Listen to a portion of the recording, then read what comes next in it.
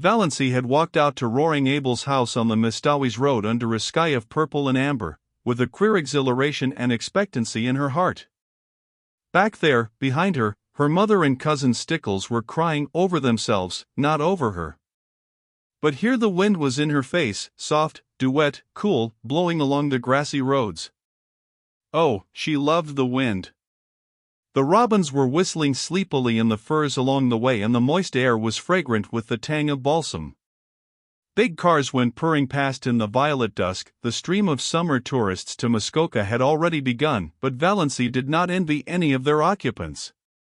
Muskoka cottages might be charming, but beyond, in the sunset skies, among the spires of the firs, her blue castle towered. She brushed the old years and habits and inhibitions away from her like dead leaves. She would not be littered with them. Roaring Abel's rambling, tumble-down old house was situated about 3 miles from the village, on the very edge of Upback, as the sparsely settled, hilly, wooded country around Mistawis was called vernacularly. It did not, it must be confessed, look much like a blue castle. It had once been a snug place enough in the days when Abel Gay had been young and prosperous, and the punning, arched sign over the gate A. Gay, carpenter, had been fine and freshly painted. Now it was a faded, dreary old place, with a leprous, patched roof and shutters hanging askew.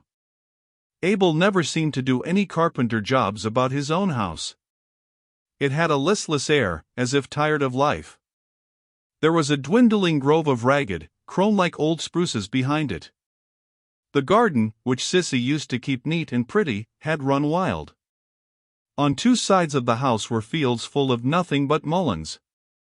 Behind the house was a long stretch of useless barrens, full of scrub pines and spruces, with here and there a blossoming bit of wild cherry, running back to a belt of timber on the shores of Lake Mistawis, 2 miles away.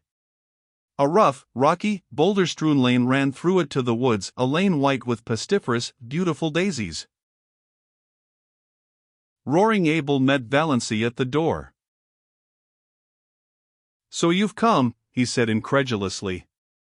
"I never supposed that ruck of Sterlings would let you." Valency showed all her pointed teeth in a grin. "They couldn't stop me." "I didn't think you'd so much spunk," said Roaring Abel admiringly. "And look at the nice ankles of her," he added, as he stepped aside to let her in. If Cousin Stickles had heard this, she would have been certain that Valency's doom, earthly and unearthly, was sealed. But Abel's superannuated gallantry did not worry Valency. Besides, this was the first compliment she had ever received in her life, and she found herself liking it. She sometimes suspected she had nice ankles, but nobody had ever mentioned it before.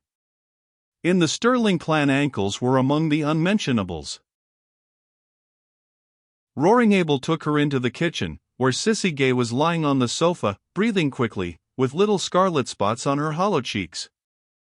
Valency had not seen Cecilia Gay for years.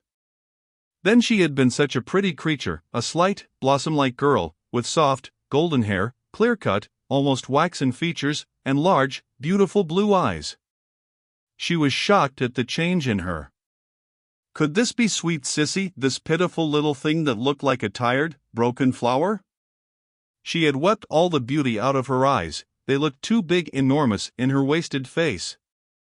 The last time Valency had seen Cecilia Gay, those faded, piteous eyes had been limpid, shadowy blue pools aglow with mirth. The contrast was so terrible that Valency's own eyes filled with tears. She knelt down by Sissy and put her arms about her. "Sissy dear, I've come to look after you. I'll stay with you till, as long as you want me." "Oh." Sissy put her thin arms about Valency's neck. "Oh, will you? It's been so lonely. I can wait on myself, but it's been so lonely. It would just be like heaven to have someone here like you. You were always so sweet to me long ago." Valency held Sissy close. She was suddenly happy. Here was someone who needed her, someone she could help. She was no longer a superfluity. Old things had passed away, everything had become new.